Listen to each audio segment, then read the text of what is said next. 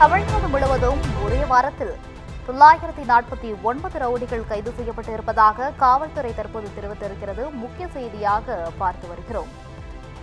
தமிழக அரசில் தாவேகா இணைந்து பொறுப்பேற்றதில் இருந்து தொடர்ந்து பல அதிர்ச்சியூட்டும் தகவல்களும் சிறந்த தகவல்களும் வெளியாகி வருகிறது. அந்த வகையில் தமிழ்நாடு முழுவதும் ஒரு வாரத்தில் 949 ரவுடிகள் கைது செய்யப்பட்டிருப்பதாக காவல்துறை தற்போது தெரிவித்திருக்கிறது. சட்டம் ஒழுங்கை பராமரிக்கும் நோக்கில் முன்னெச்சரிக்கை நடவடிக்கை எனவும் காவல்துறை தற்போது தகவலை தெரிவித்திருக்கிறது.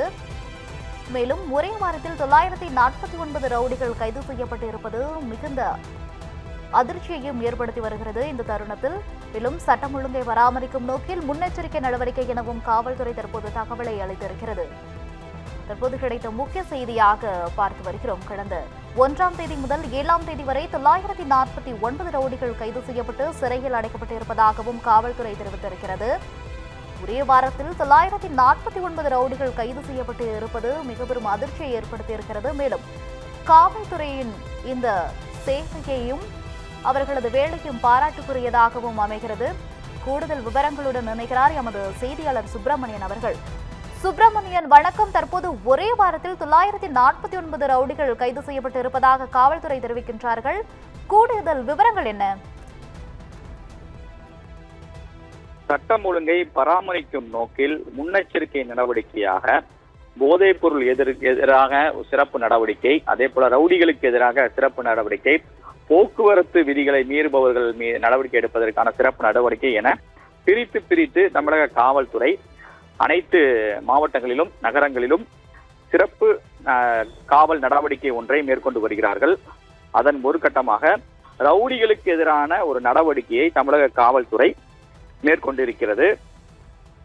1/7/2026 முதல் 7/7/2026 வரை ஒரு வாரத்தில் மட்டும் ரவுடிகள் தொடர்பான நடவடிக்கைகளை கண்காணித்தும் அதே போல நீதிமன்றத்தில் ஆஜராகாமல் தலைமறைவாக இருக்கக்கூடிய ரவுடிகளை கண்டறிந்தும் நடவடிக்கையை தமிழக காவல்துறை மேற்கொண்டிருக்கிறது.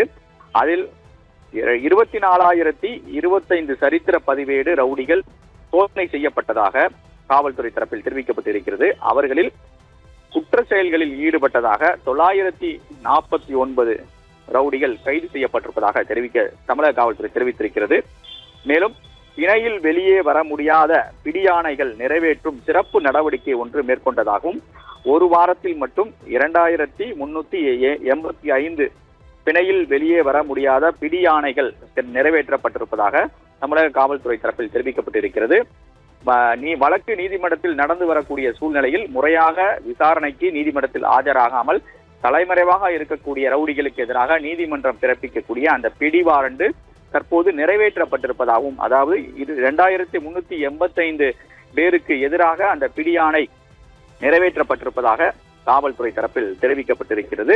மேலும் தலைமறைவாக இருக்கக்கூடிய ரவுடிகளை கைது செய்வதற்கான நடவடிக்கை தீவிரப்படுத்தப்பட்டிருப்பதாக தமிழக காவல்துறை தரப்பில் தெரிவிக்கப்பட்டிருக்கிறது.